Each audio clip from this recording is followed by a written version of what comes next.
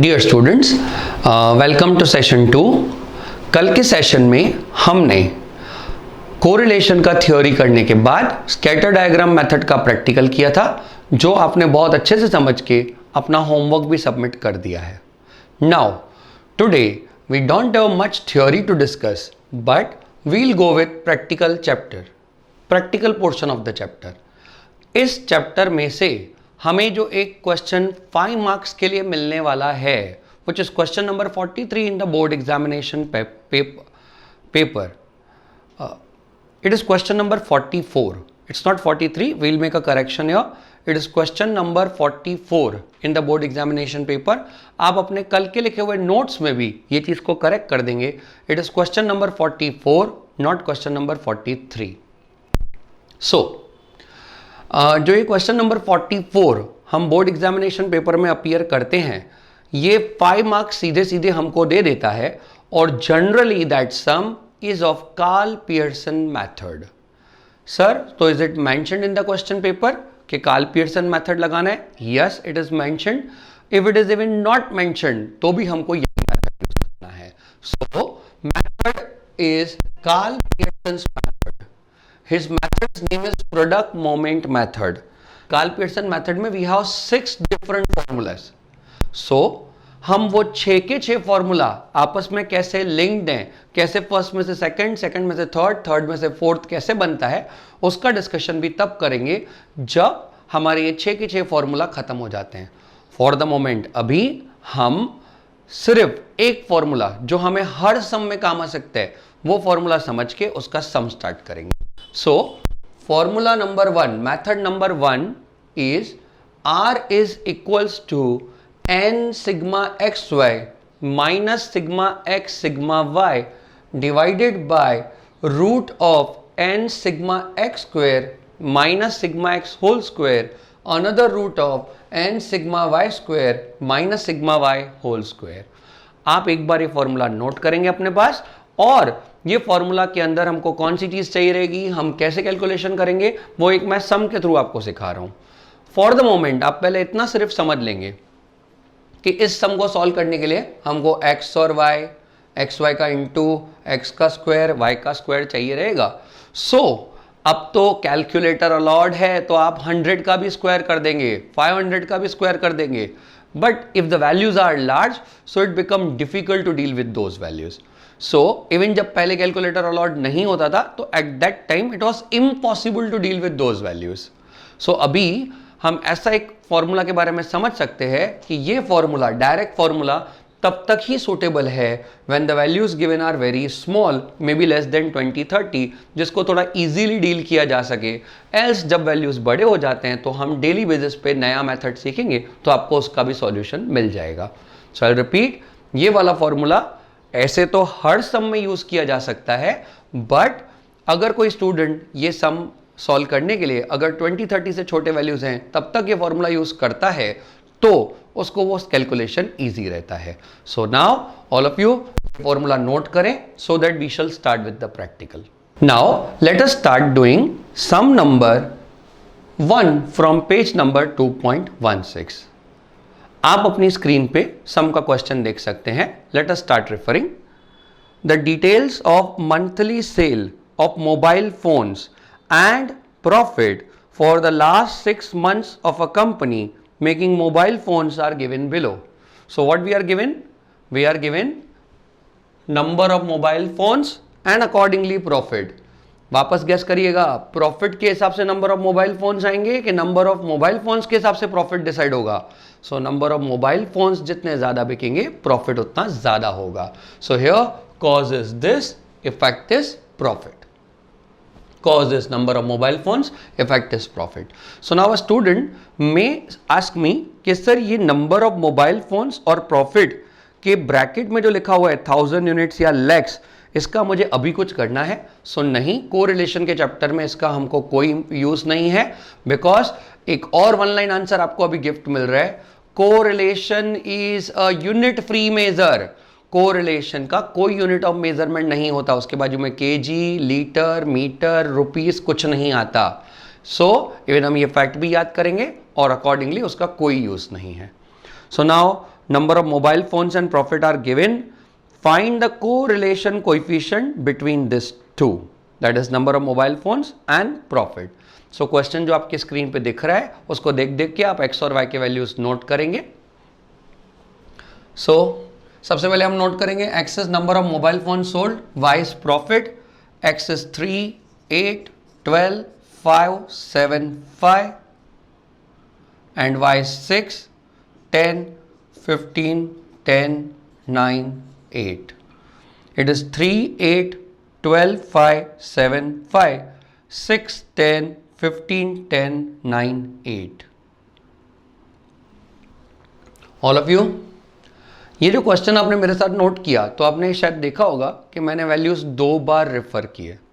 Sir हाँ, वो आप हमारे लिए रिपीट कर रहे थे ना, अगर हम स्लो हों तो हम लिख पाएंगे. नहीं, अब क्या होता है पता है, आप पूरा सम पेपर में सॉल्व करके आते हैं, आप फॉर्मूला भी करेक्ट यूज करते हैं, आपने कोई गलती नहीं की है कोई भी कैलकुलेशन में, and then also you know answer सही नहीं है. अब मिस्टेक कहाँ थी पता है, एक वैल्यू नोट करना रह गई थी या कुछ वैल्यू गलत लिख दिया था. सो ना मेरे से ऐसी कोई गलती हो ना आपसे ऐसी कोई गलती कभी हो, तो हम एज अ चेक मेजर एक सिस्टम बना लेंगे कि जब भी हम एक क्वेश्चन नोट कर रहे हैं, so we'll write the values once, then we'll verify those, and उसके बाद ही हम सम सॉल्व करना स्टार्ट करेंगे. अब इस सम को सॉल्व करने के लिए हमको कौन से कॉलम्स चाहिए रहेंगे, उसके लिए एक बार हम पहले फॉर्मूला रेफर कर लेते हैं. फॉर्मूला आपने अभी अभी मेरे साथ नोट किया है. आप मेरे साथ ये टेबल के नीचे, I have space in side, मैं वहां नोट कर रहा हूं.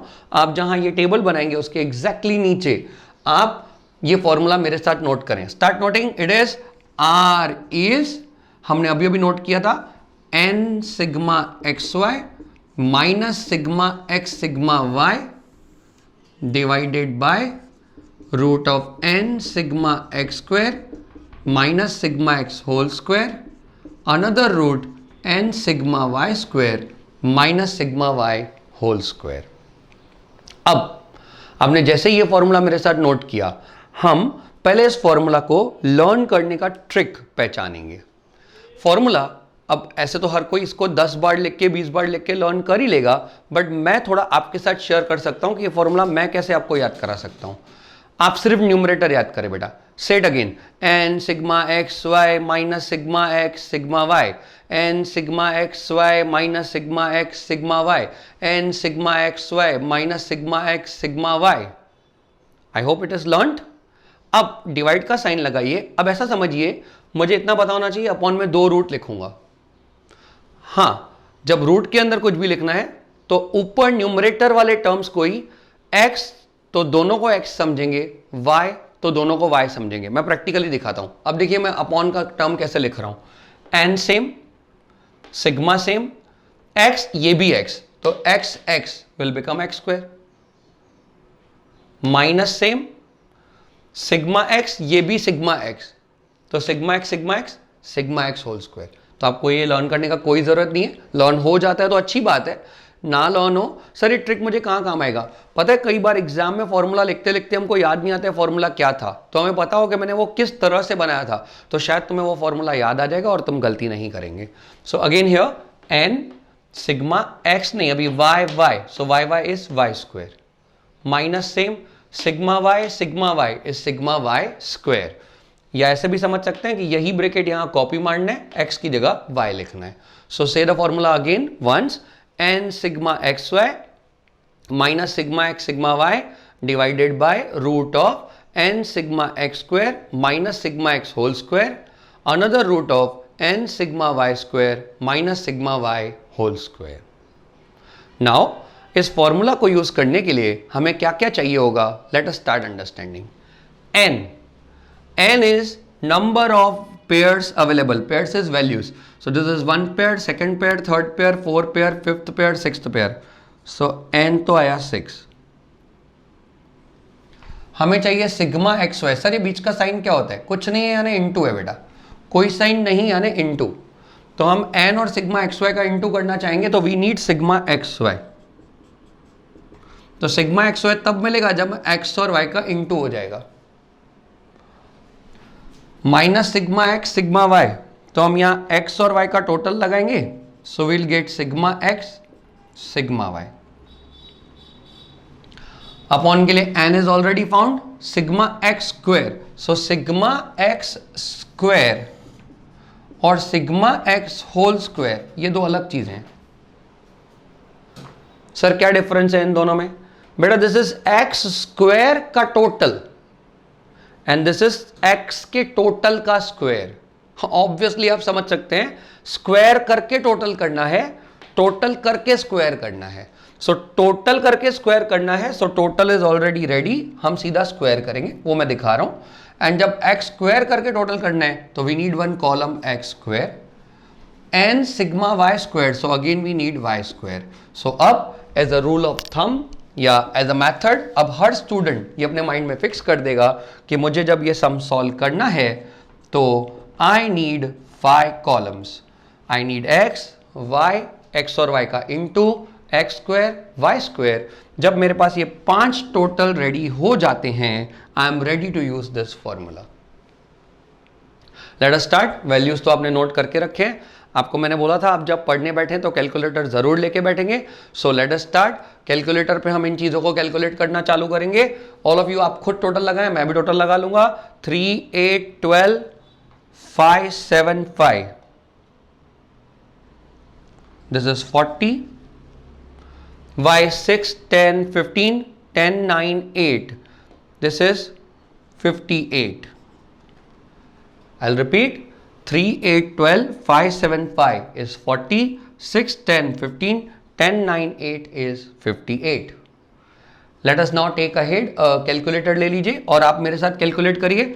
3 into 6 18, do it again, 8 into 10 80, next do 12 into 15, it's 180, 5 into 10 is 50,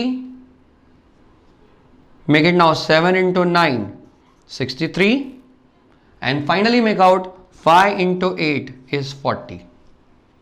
अब मैं आपको कैलकुलेटर पे एक ट्रिक सिखाता हूं। जैसे आपने देखा कि मैंने ये इनटू यानी मल्टीप्लिकेशन वर्बली रेडी किए, सो वर्बली रेडी करने के बाद मैं टोटल भी वर्बली लगा सकता हूं, but else if I make a total 80 18 180 50 63 40, obviously I get the total is 431। अब जिनको ऐसा लगता है कि सर मुझे अपने दिमाग पे बहुत लोड लेना ही नहीं है, मत लो बेटा, मैं कुछ इजी सिखा रहा हूं। अब आप एक काम करिए, आपकी कैलसी में जीटी बटन का होना बहुत जरूरी है, विच इज ग्रैंड टोटल। अब जीटी का बटन कैसे यूज होगा वो मैं आपको सिखा रहा हूं।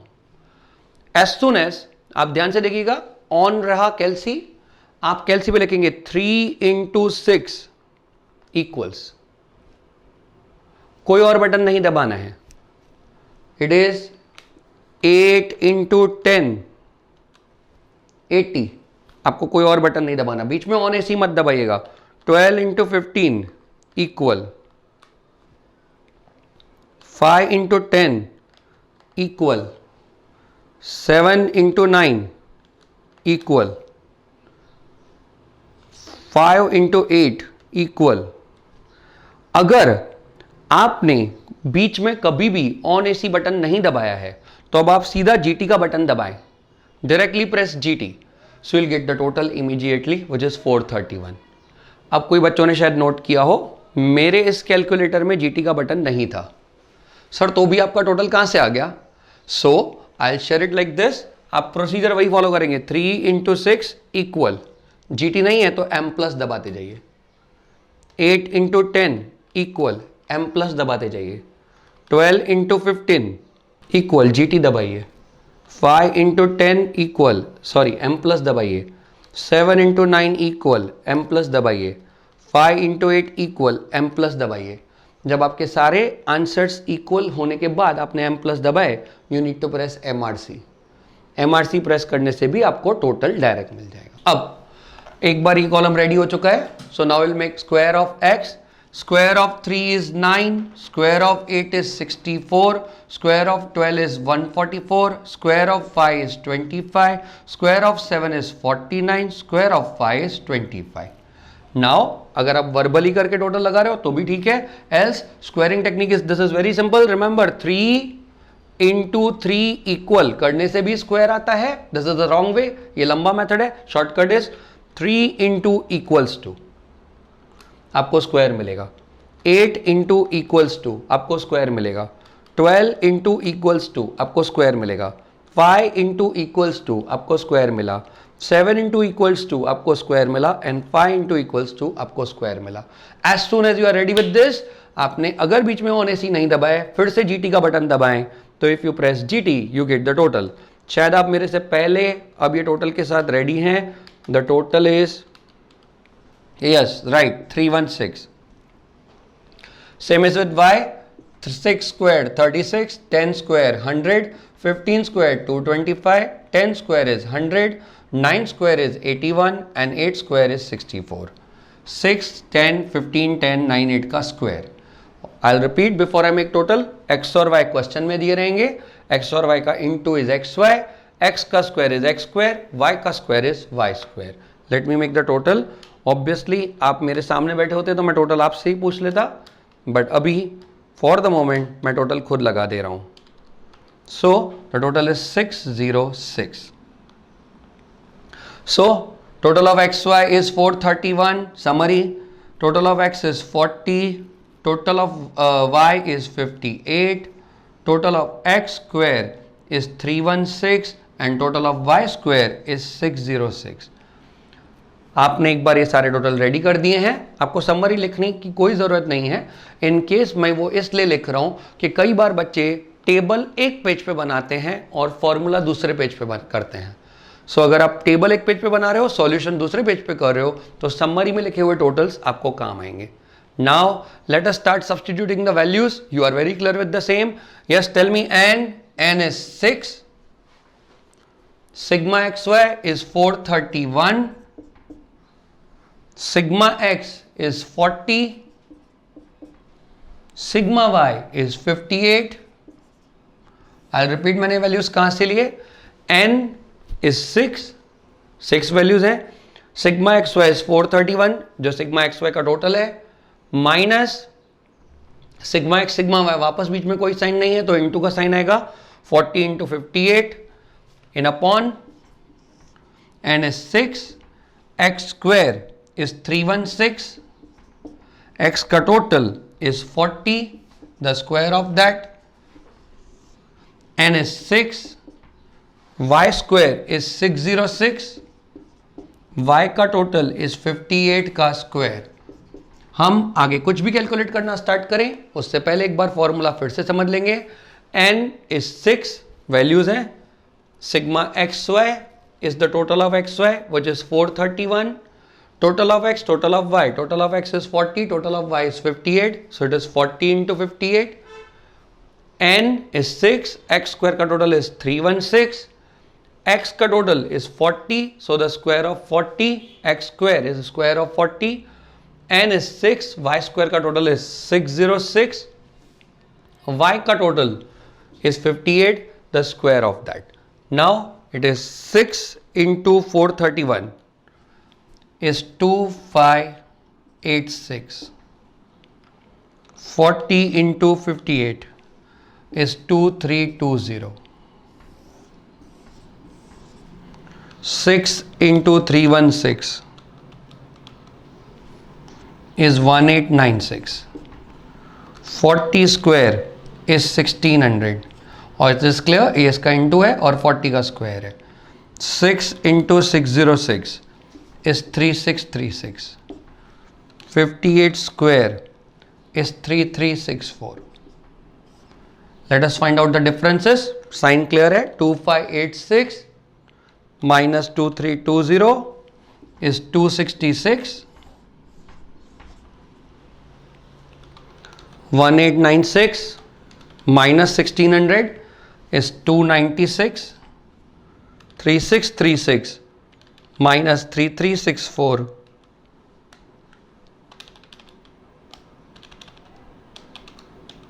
is 272. So finally it is 266. We'll do one thing. अब हम इसका रूट निकालें और इसका रूट निकालें, बाद में उन दोनों का इंटू करें. There is no sign in between means into. इसका रूट और इसका रूट निकाल के फिर से इंटू करें, इट्स फाइन, आंसर सही आएगा. But I am giving you a shortcut. It is 296 और 272 का हम पहले इंटू कर देंगे, which is 80512. As I write 80512 as the into of this 2, I'll press root once only. तो एक बार रूट प्रेस किया तो it is 283.75. I'll repeat, 266 is same, इन दोनों का into किया, so we'll get the root ones, and finally with 1 divide we are ready with the answer. 266 divided by 283.75 is 0.937, so it is 0.94. इस सम में आपको interpretation नहीं पूछा हुआ है. They are not written find coefficient of correlation and interpreted, बट मैं ये फिक्स कर दे रहा हूं हम उसका इंटरप्रिटेशन हमेशा हमारे लिए करेंगे. It is R is 0.94. What's the sign? Plus or minus? It's plus. Plus is positive. Nothing is plus and plus is positive. तो पॉजिटिव कोरिलेशन है. आंसर 0.94 है. बेटा 1 इज परफेक्ट, तो 0.94 1 के बिल्कुल नजदीक है. सो हम इसका इंटरप्रिटेशन लिखेंगे strong positive correlation.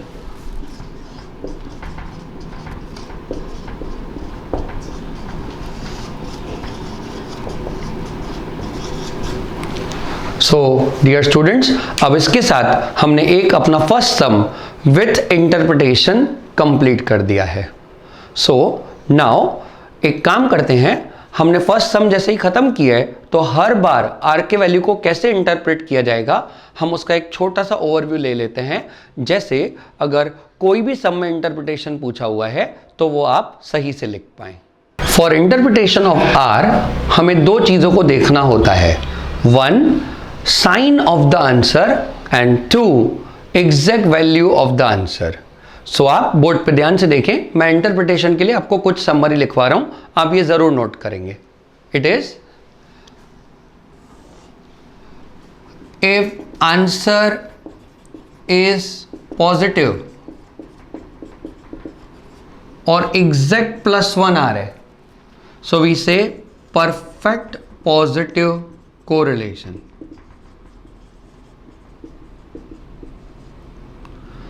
If answer is somewhere between 0.75 to 1, हम उसे कहेंगे strong positive correlation. If answer is somewhere between 0.5 to 0.75, तो हम उसे कहेंगे medium और moderate positive correlation.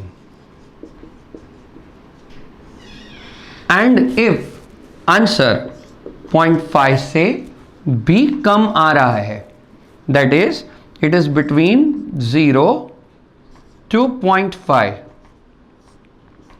तो हम उसे कहेंगे weak positive correlation. So finally हम ये समझ चुके हैं, if the answer is exact one, it is perfect. If the answer is greater than 0.75, so it is strong. अगर आंसर 0.5 से 0.75 के बीच में है तो it is medium, और अगर 0.5 से कम है तो उसे कहते हैं weak. साइन पॉजिटिव है तो आगे हम पॉजिटिव वर्ड लगाएंगे, और साइन नेगेटिव है तो उसका इंटरप्रिटेशन कुछ ऐसा होगा, देखिएगा सेम ही है. It is if answer is negative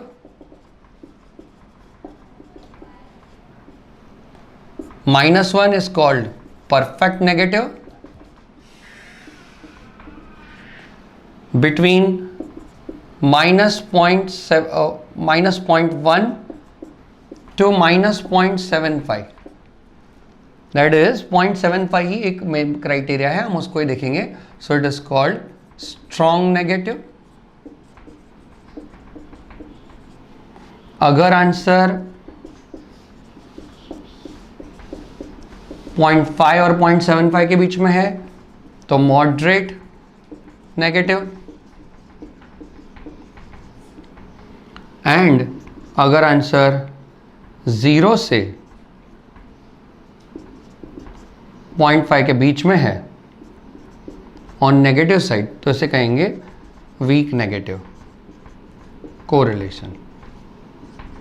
so now इस पीरियड में आज आपने मेरे से कोरिलेशन फाइंड करने का फर्स्ट मेथड सीखा है, एंड अलोंग विद दैट आपने आर को इंटरप्रेट करने का ट्रिक्स सीखे हैं। So interpretation, if it is asked we'll write it, if it is not asked we are not bound to write it, if we are writing it is an additional task। अब इस सम के साथ जुड़े हुए homework के sums आपको इसके continuation में इसी नोटबुक में सॉल्व करने हैं। नेक्स्ट लेक्चर में हम नेक्स्ट मेथड सीख के उसका प्रैक्टिस करेंगे। सी यू ऑल, टेक केयर।